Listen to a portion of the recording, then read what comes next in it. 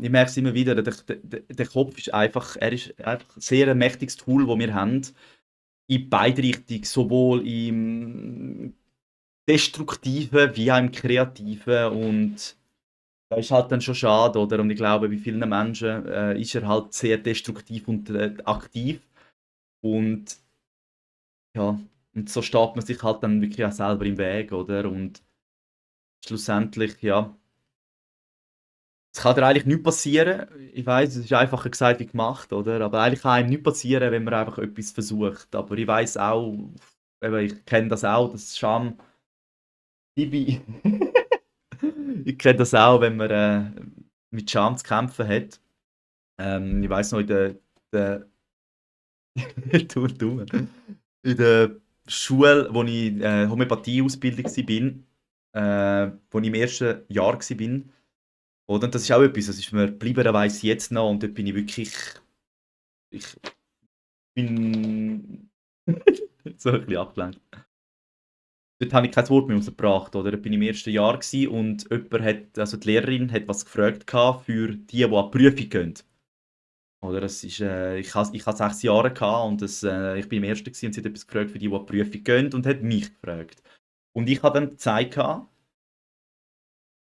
ich bin im ersten Jahr, ich weiß es nicht. Und dann hat sie gemeint, ich soll doch einfach einmal überlegen. Und genau, und ich habe eigentlich gezeigt, dass ich es nicht weiß, und bin gleich aufgefordert worden, auf eine Art doch einmal zu gehen. Ich glaube, es ist nicht böse gemeint gewesen, aber ja, ich habe eigentlich klar gesagt, ich weiß es nicht, und habe dann nachher, durch das ich die Aufforderung bekommen habe, gleich etwas gesagt.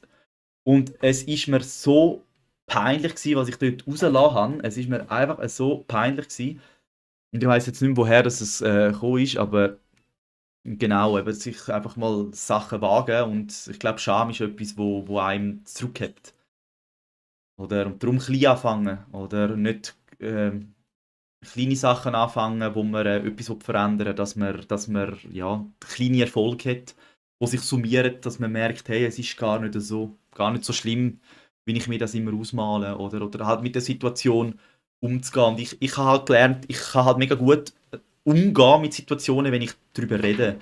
Wenn ich eigentlich gerade nochmal in das Thema reingehe, und ich habe dann mit den Klassenkameraden eigentlich wirklich, ich habe ihnen erzählt, wie peinlich mir das war, oder? Und die haben mich dann eigentlich sehr schnell auch wieder können aufmuntern und dann gesagt, hey, ist alles gut, oder? Und ich habe mir dann auch, und ich sage mir dann immer wieder, wäre jemand anders an meiner Stelle gewesen, oder ich sage das dann so, wäre jemand anders an meiner Stelle gewesen, hätte ich in dem Moment den belächelt oder ausgelacht? Nein, hätte ich nicht, oder? Das heisst, und darum hat das wahrscheinlich bei mir auch niemand gemacht, oder? Das ist eine eigene Scham mit mir selber gewesen, schlussendlich, oder? Das hat gar niemand so empfunden wie ich, oder? Aber ich bin so,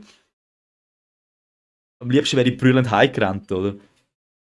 Ciao Sibi, hast du alles gemacht, was du willst, oder willst du wer? Willst du da rein?